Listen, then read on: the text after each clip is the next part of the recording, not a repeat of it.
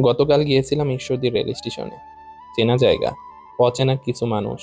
আর হঠাৎ চোখে পড়ল দুইটা ছোট ছোট বাচ্চা খেলা করছে, হাসছে, দৌড়াচ্ছে স্টেশনের বারান্দায় দাঁড়িয়ে তাদের খেলার জগৎ নিয়ে ব্যস্ত সময় পার করছে।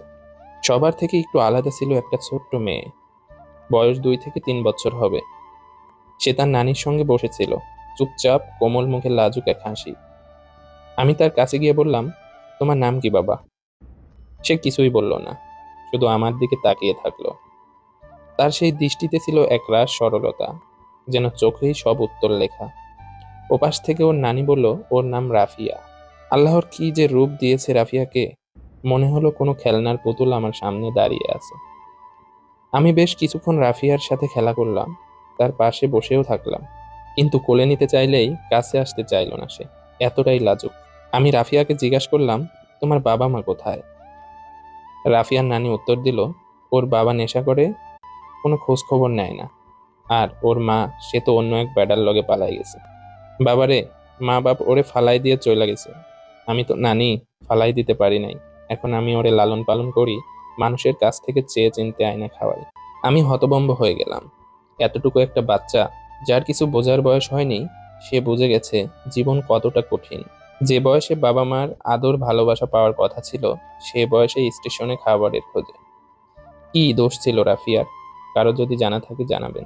আমি জিজ্ঞাসা করলাম রাফিয়ার নানিকে, ওকে লেখাপড়া করাবেন না? তিনি বললেন, ভাবছি হাফিজিয়া মাদ্রাসায় দিব। এই নিষ্পাপ মেয়েটাকে দেখতে যেমন রাজকন্যার মতো লাগে, তার কপালের লিখনটাও ততটাই কঠোর। তারপর আমি বললাম, আজ দুপুরে কিছু খেয়েছো রাফিয়া? নানি মাথা নিচু করে বলল, না, কিছু খাইনি। তখন আমার ব্যাগের ভেতরে রাখা খাবারের কথা মনে পড়ল। আমি ব্যাগ খুলে রাফিয়ার সামনে খাবার রাখলাম, কিন্তু রাফিয়া খেতে চাইল না।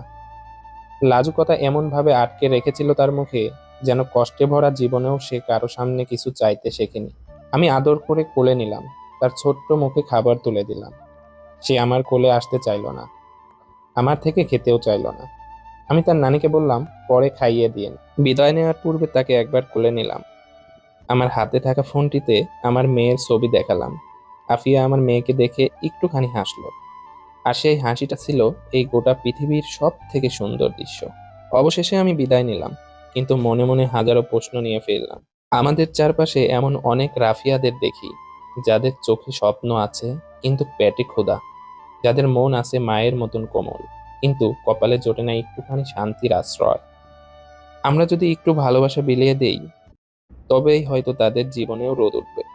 একটুখানি খাবার, একটা ভালো কথা, একটুখানি আদর হয়তো কারো জীবনের দামি উপহার হয়ে দাঁড়াবে।